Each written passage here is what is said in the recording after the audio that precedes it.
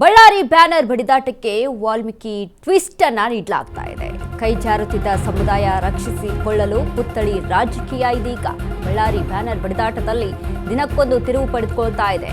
ಕೈ ಜಾರುತ್ತಿದ್ದ ಸಮುದಾಯವನ್ನ ರಕ್ಷಿಸಿಕೊಳ್ಳೋಕೆ ಪುತ್ಥಳಿಯ ರಾಜಕೀಯವನ್ನ ರೆಡ್ಡಿ ಎಂಟ್ರಿಗೆ ಬಳ್ಳಾರಿಯಲ್ಲಿ ರಾಜಕೀಯ ಸಮೀಕರಣ, ಕೈ ಭದ್ರತೆ, ವಾಲ್ಮೀಕಿ ಮಹರ್ಷಿಯ ಪುತ್ಥಳಿ ಪಾಲಿಟಿಕ್ಸ್ ಕೂಡ ಇತ್ತಿದೆ. ಇಲ್ಲಿ ರೆಡ್ಡಿ ಮನೆಯಿಂದ ಕೂಗಳತೆಯ ದೂರದಲ್ಲಿರುವಂತಹ ಸರ್ಕಲ್ ಅನ್ನ ಆಯ್ಕೆ ಮಾಡಿಕೊಂಡಿದ್ರು.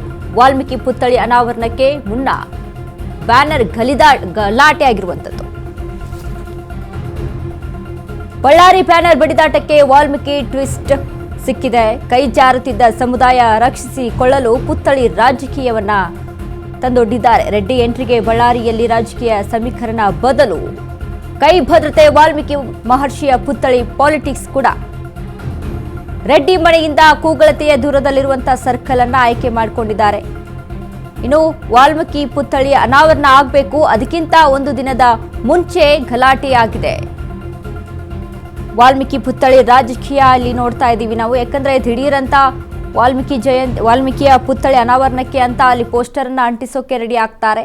ಆದರೆ ಪೋಸ್ಟರ್ ಅನ್ನ ಎಲ್ಲೆಡೆ ಹಾಕಿದ್ದಾರೆ, ಬ್ಯಾನರ್ಗಳನ್ನ ಎಲ್ಲೆಡೆ ಹಾಕಿದ್ದಾರೆ ಅನ್ನುವಂಥ ಕಾರಣಕ್ಕಾಗಿ ಅಲ್ಲಿ ಜನಾರ್ದನ ರೆಡ್ಡಿಯ ಮನೆ ಮುಂದೆ ಅಲ್ಲಿ ಜಗಳ ಆಗುತ್ತೆ, ಗಲಾಟೆ ಆಗುತ್ತೆ. ಆ ಗಲಾಟೆಯಲ್ಲಿ ಫೈರಿಂಗ್ ಆಗುತ್ತೆ.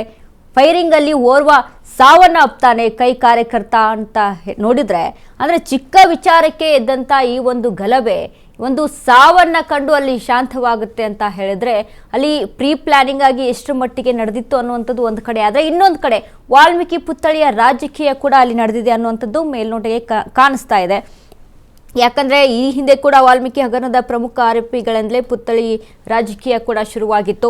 ಇನ್ನು ಅದರಂತೆ ಕೈ ಜಾರ್ತಾ ಇದ್ದ ವಾಲ್ಮೀಕಿ ವೋಟ್ ಬ್ಯಾಂಕ್ ಅನ್ನ ರಕ್ಷಿಸಿಕೊಳ್ಳೋಕೆ ಪುತ್ಥಳಿಯನ್ನ ಅಲ್ಲಿ ಅನಾವರಣಕ್ಕೆ ರೆಡಿಯಾಗಿತ್ತು ಕಾಂಗ್ರೆಸ್ ಅನ್ನುವಂಥದ್ದು ಮತ್ತೊಂದು ಕಡೆ. ಇನ್ನು ಕಳೆದ ಚುನಾವಣೆಯಲ್ಲಿ ಸಹಿತ 15 ST ಮೀಸಲು ಕ್ಷೇತ್ರದಲ್ಲಿ 14 ಕಡೆ ಕಾಂಗ್ರೆಸ್ಸೇ ಗೆಲುವನ್ನ ಕಂಡಿದೆ. ಆದ್ರೆ ಸಿದ್ದು ಸರ್ಕಾರದಿಂದಲೇ ವಾಲ್ಮೀಕಿ ಹಗರಣ ನಡೆದಿರೋದ್ರಿಂದ ಇವೆಲ್ಲವೂ ಕೂಡ ಒಂದು ರೀತಿಯಾಗಿ ಬಹುಕೋಟಿ ಹಗರಣ ನಡೆದಿರೋದ್ರಿಂದ ಮೊದಲು ವಾಲ್ಮೀಕಿ ಸಮುದಾಯದ ಸಚಿವ ನಾಗೇಂದ್ರ ಅವರ ತಲೆದಂಡ, ಜೈಲು, ಇತ್ತೀಚೆಗೆ ಸಿಎಂ ಆಪ್ತ ಸಚಿವ KN ರಾಜಣ್ಣಗೆ ಸಂಪುಟದಿಂದ ಕಿಕ್ಔಟ್ ಭಾಗ್ಯ ಕೂಡ ಸಿಗುತ್ತೆ.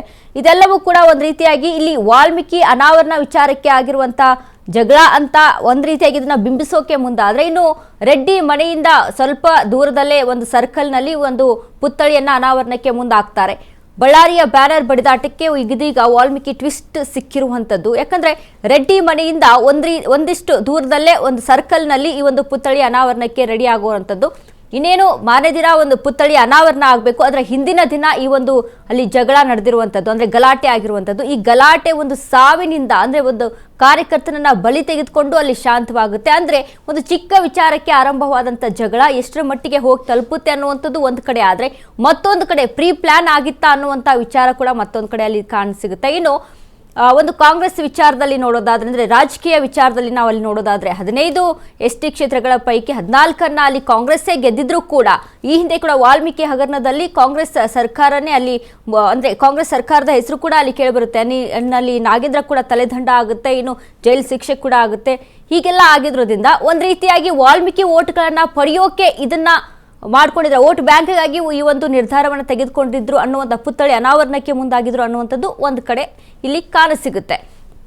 ಇನ್ನು ಅದರ ಜೊತೆಗೆ ನಾವು ಮತ್ತೊಂದು ಗಮನಿಸೋದಾದ್ರೆ, ಕಾಂಗ್ರೆಸ್ ಸರ್ಕಾರದಿಂದ ವೋಟ್ ಬ್ಯಾಂಕ್ಗಾಗಿ ಈ ಒಂದು ಪುತ್ಥಳಿ ಅನಾವರಣಕ್ಕೆ ರೆಡಿ ಆಗಿತ್ತು ಅನ್ನೋದು ಮತ್ತೊಂದು ಕಡೆ. ಆದರೆ ಈ ಮತ್ತೊಂದು ಕಡೆ, ಇನ್ನೊಂದು ಕಡೆ ಅಲ್ಲಿ ಬಿಜೆಪಿಯನ್ನ ಹಿಂದಿಕ್ಕೋಕೆ, ಅಂದ್ರೆ ಈಗೇನು ಎಲೆಕ್ಷನ್ ಕೂಡ ಮುಂದೆ ಇರುವಂಥದ್ದು, ಹೀಗಾಗಿ ಬಿಜೆಪಿಯನ್ನ ಹಿಂದಿಕ್ಕೋಕೆ, ಬಿಜೆಪಿಯ ಮೇಲೆ ಒಂದು ರೀತಿಯಾಗಿ ಈ ರೀತಿಯಾದಂಥ ಮತ್ತೊಂದು ರೀತಿಯಾದಂಥ ಒಂದು ಏನು ಹೇರಿಕೆಯನ್ನು ಹಾಕೋಕೆ ಈ ಒಂದು ನಿರ್ಧಾರವನ್ನು ತೆಗೆದುಕೊಳ್ಳಲಾಗಿತ್ತಾ ಅನ್ನುವಂಥದ್ದು ಮತ್ತೊಂದು ಕಡೆ. ಇದೆಲ್ಲವನ್ನ ಗಮನಿಸ್ತಾ ಹೋದ್ರೆ ಕೈ ಭದ್ರತೆಯಲ್ಲಿ ವಾಲ್ಮೀಕಿ ವಿಚಾರಕ್ಕೆ ಸಂಬಂಧಪಟ್ಟಂತೆ ಪುತ್ಥಳಿಯ ರಾಜಕೀಯ ಇಲ್ಲಿ ಎದ್ದಿರುವಂಥದ್ದು. ಕಳೆದ ಚುನಾವಣೆಯಲ್ಲಿ 15 ST ಮೀಸಲು ಕ್ಷೇತ್ರದಲ್ಲಿ 14 ಕಡೆ ಗೆಲುವನ್ನು ಸಾಧಿಸುತ್ತೆ. ಇನ್ನು ಆದರೆ ಸಿದ್ದು ಸರ್ಕಾರದಿಂದಲೇ ವಾಲ್ಮೀಕಿ ನಿಗಮದ ಬಹುಕೋಟಿ ಹಗರಣ ನಡೆದಿರುವಂಥದ್ದು. ಮೊದಲು ವಾಲ್ಮೀಕಿ ಸಮುದಾಯದ ಸಚಿವ ನಾಗೇಂದ್ರ ತಲೆದಂಡ ಮತ್ತು ಜೈಲು ಶಿಕ್ಷೆ. ಇನ್ನು ಅದಾದ ನಂತರ ಇತ್ತೀಚೆಗೆ ಸಿಎಂ ಆಪ್ತ ಸಚಿವ KN ರಾಜಣ್ಣಗೂ ಕೂಡ ಸಂಪುಟದಿಂದ ಕಿಕ್ಔಟ್ ಅನ್ನ ಮಾಡಲಾಗುತ್ತೆ. ಸದ್ಯ ಸಿದ್ದು ಸಂಪುಟದಲ್ಲಿ ಜಾರಕಿಹೊಳಿ ಬಿಟ್ರೆ ST ಸಚಿವರು ಬೇರೆ ಯಾರು ಕೂಡ ಇಲ್ಲ. ಹೀಗಾಗಿ ಈವರೆಗೆ ಸಂಪುಟ ಸರ್ಜರಿ ಮಾಡಲು ಸಿಎಂ ಸಿದ್ದರಾಮಯ್ಯಗೆ ಆಗಿಲ್ಲ ಅನ್ನುವಂತಹ ವಿಚಾರ ಕೂಡ ಮತ್ತೊಂದು ಕಡೆ. ಹೀಗಾಗಿ ಬಳ್ಳಾರಿಯಲ್ಲಿ ಈ ಒಂದು ಪುತ್ಥಳಿ ಅನಾವರಣಕ್ಕೆ ರೆಡಿಯಾಗಿತ್ತು ಒಂದು ತಂಡ, ಅಂದರೆ ಕೈ ಶಾಸಕ ಮತ್ತು ಕಾರ್ಯಕರ್ತರು, ಭರತ್ ರೆಡ್ಡಿ ಮತ್ತು ಕಾರ್ಯಕರ್ತರು ಎಲ್ಲರೂ ಕೂಡ ರೆಡಿಯಾಗಿತ್ತು. ಅದರ ಹಿಂದಿನ ದಿನಾನೇ ಈ ಒಂದು ಜಗಳಕ್ಕೆ ಅಂದರೆ ಗಲಭೆ ಮುಂದುವರೆದಿರುವಂಥದ್ದು. ಇದು ಒಂದು ರೀತಿಯಾಗಿ ವೋಟ್ ಬ್ಯಾಂಕಿಗೆ ಮುಂದಾಗಿತ್ತು ಅನ್ನುವಂಥದ್ದು ರಾಜಕೀಯವಾಗಿ ಇಲ್ಲಿ ಮೇಲ್ನೋಟಕ್ಕೆ ನಮಗೆ ಕಾಣ ಸಿಗ್ತಾ ಇದೆ.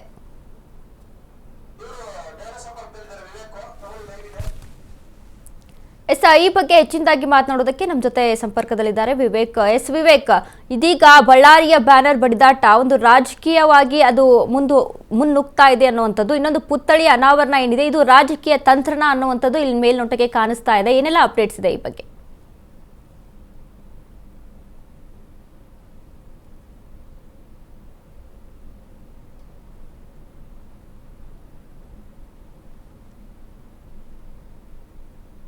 ಮೂರನೇ ತಾರೀಕು ಏನು ವಾಲ್ಮೀಕಿ ಅನಾವರಣ ಕೂಡ ಆಗ್ಬೇಕಿತ್ತು, ವಾಲ್ಮೀಕಿ ಪುತ್ಥಳಿಯ ಅನಾವರಣ ಆಗ್ಬೇಕಿತ್ತು. ಆದ್ರೆ ಈ ಗಲಭೆಯಿಂದ ವಾಲ್ಮೀಕಿ ಪುತ್ಥಳಿಯ ಅನಾವರಣ ಕಾರ್ಯಕ್ರಮ ಕೂಡ ರದ್ದಾಗಿದೆ. ಇದರ ಹಿನ್ನೆಲೆ ಭಾಗವಾಗಿ ಒಂದಿಷ್ಟು ವಿಚಾರಗಳ ಪೈಕಿ ಚರ್ಚೆ ಮಾಡ್ತಾ ಹೋದ್ರೆ ಪ್ರಮುಖವಾಗಿ ಇಲ್ಲಿ ಕಂಡುಬರುವಂತಹ ಅಂಶಗಳು ಏನಂದ್ರೆ, ಈ ವಾಲ್ಮೀಕಿ ಪುತ್ಥಳ ಅನಾವರಣ ಕಾರ್ಯಕ್ರಮಕ್ಕೆ ಯಾಕೆ ಕಾಂಗ್ರೆಸ್ ಸರ್ಕಾರ ಮುಂದಾಯಿತು ಅನ್ನೋ ಒಂದಿಷ್ಟು ಚರ್ಚೆಗಳು ಈಗ ಸಾರ್ವಜನಿಕ ವಲಯದಲ್ಲಿ ಕೂಡ ಚರ್ಚೆ ಆಗ್ತಿದೆ ಅಂತ ಹೇಳ್ಬೋದು. ಅದರಲ್ಲೂ ಪ್ರಮುಖವಾಗಿ ಯಾವೆಲ್ಲ ವಿಚಾರಗಳ ಪೈಕಿ ಚರ್ಚೆ ಆಗ್ತಿದೆ ಅಂದ್ರೆ, ಈ ಹಿಂದೆ ಪುತ್ಥಳಿ ಅನಾವರಣ ಕೂಡ ಆಗಿತ್ತು, ಬಳ್ಳಾರಿಯಲ್ಲಿ ಈಗಾಗಲೇ ವಾಲ್ಮೀಕಿ ಪುತ್ಥಳಿ ಕೂಡ ಇದೆ, ಆದ್ರೂ ಕೂಡ ಯಾಕೆ ಕಾಂಗ್ರೆಸ್ ಮತ್ತೊಮ್ಮೆ ಮುಂದಾಗಿದೆ ಅನ್ನೋ ಒಂದಿಷ್ಟು ಪ್ರಶ್ನೆಗಳು ಕೂಡ ಮೂಡಿಸ್ತಿದೆ. ಆ ಸಂದರ್ಭದಲ್ಲಿ ಒಂದಿಷ್ಟು ಹಿನ್ನೆಲೆಯನ್ನ ನೋಡ್ತಾ ಹೋದ್ರೆ ಸಿಗುವಂತ ವಿಚಾರಗಳು ಏನಂದ್ರೆ, ಈಗಾಗಲೇ ವಾಲ್ಮೀಕಿ ಇಲಾಖೆಯಲ್ಲಿ ಕೂಡ ಬೃಹತ್ ದೊಡ್ಡ ಮಟ್ಟದ ಹಗರಣ ಕೂಡ ಆಗಿತ್ತು. ಇದೇ ಕಾಂಗ್ರೆಸ್ ಸರ್ಕಾರದಲ್ಲಿ ನಾಗೇಂದ್ರ ಅವರ ತಲೆದಂಡ ಕೂಡ ಆಗಿತ್ತು. ಸುಮಾರು 163 ಕೋಟಿಗಳ ಹಗರಣ ನಡೆದಿದೆ ಅಂತ ಬಿಜೆಪಿ ಅವರು ದೊಡ್ಡ ಮಟ್ಟದಲ್ಲಿ ಆರೋಪ ಮಾಡಿದ್ರು.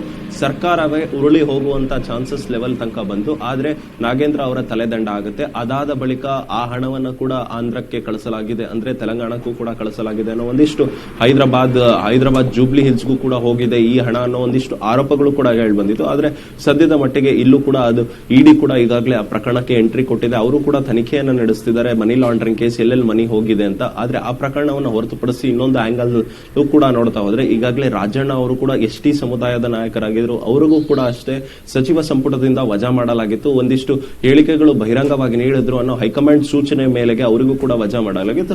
ಎಲ್ಲ ಒಂದ್ ಕಡೆ ಇದ್ದಂತ ಪ್ರಮುಖವಾದಂತಹ ಲೀಡರ್ಸ್ ಅಂದ್ರೆ ಬಳ್ಳಾರಿ ಭಾಗದಲ್ಲಿ ಬಹುತೇಕ ಹೆಚ್ಚು ವೋಟರ್ಸ್ ಇರತಕ್ಕಂಥದ್ದು ಎಸ್ಟಿ ಸಮುದಾಯದವರು. ಎಸ್ಟಿ ಸಮುದಾಯದ ಸಚಿವರಾದಂತಹ ನಾಗೇಂದ್ರ ಅವರ ತಲೆದಂಡ ಆಗುತ್ತೆ. ಅಲ್ಲೇ ಒಂದ್ ರೀತಿಯಾಗಿ ಎಸ್ಟಿ ಸಮುದಾಯದವರು ಅಸಮಾಧಾನವನ್ನು ಹೊರ ಹಾಕ್ತಾರೆ. ಅದಾದ ಬಳಿಕ ರಾಜಣ್ಣ ಅವರು ಅವರಿಗೂ ಕೂಡ ವಜಾಗೊಳಿಸಿದ ಮೇಲೆ ದೊಡ್ಡ ಮಟ್ಟದಲ್ಲಿ ಅಸಮಾಧಾನ ಹೊರ ಹಾಕೋದಕ್ಕೆ ಎಸ್ಟಿ ಸಮುದಾಯ ಮುಂದಾಗುತ್ತೆ. ಆದ್ರೆ ಎಲ್ಲೂ ಕೂಡ ವೋಟ್ ಡ್ಯಾಮೇಜ್ ಆಗಬಾರ್ದು, ವೋಟ್ ಡ್ಯಾಮೇಜ್ ಕಂಟ್ರೋಲ್ ಮಾಡೋದಕ್ಕೆ ಸರ್ಕಾರ ಎಲ್ಲ ಒಂದ್ ಕಡೆ ಮುಂದಾಯ್ತಾ ಅನ್ನೋ ಒಂದಿಷ್ಟು ಪ್ರಶ್ನೆಗಳು ಕೂಡ ಮಾಡಿಸ್ತಾ ಇದ್ರೆ, ಬಳ್ಳಾರಿಯಲ್ಲಿ ಮತ್ತೆ ಏನಾದ್ರೂ ಆ ವಾಲ್ಮೀಕಿ ಹಗರಣ ಏನ್ ನಡೆದಿತ್ತು ಅದನ್ನೆಲ್ಲ ಮುಚ್ಚಿ ಹಾಕೋದಕ್ಕೆ ಮತ್ತೆ ವಾಲ್ಮೀಕಿ ಪ್ರತಿಮೆ ಇಟ್ರೆ ಅಲ್ಲೇನಾದ್ರೂ ಡ್ಯಾಮೇಜ್ ಕಂಟ್ರೋಲ್ ಆಗ್ಬೋದಾ ಅನ್ನೋ ಒಂದಿಷ್ಟು ಲೆಕ್ಕಾಚಾರದಲ್ಲಿ ಕೂಡ ಅಲ್ಲಿ ಪುತ್ಥಳಿ ಅನಾವರಣಕ್ಕೂ ಕೂಡ ಮುಂದಾಗಿತ್ತು ಎಂಬ ಒಂದಿಷ್ಟು ಚರ್ಚೆಗಳು ಕೂಡ ಸಾರ್ವಜನಿಕ ವಲಯದಲ್ಲಿ ನಡೀತಾ ಇದೆ. ವನಿತಾ, ಧನ್ಯವಾದಗಳು ವಿವೇಕ್ ನಿಮ್ಮೆಲ್ಲ ಮಾಹಿತಿಗಾಗಿ.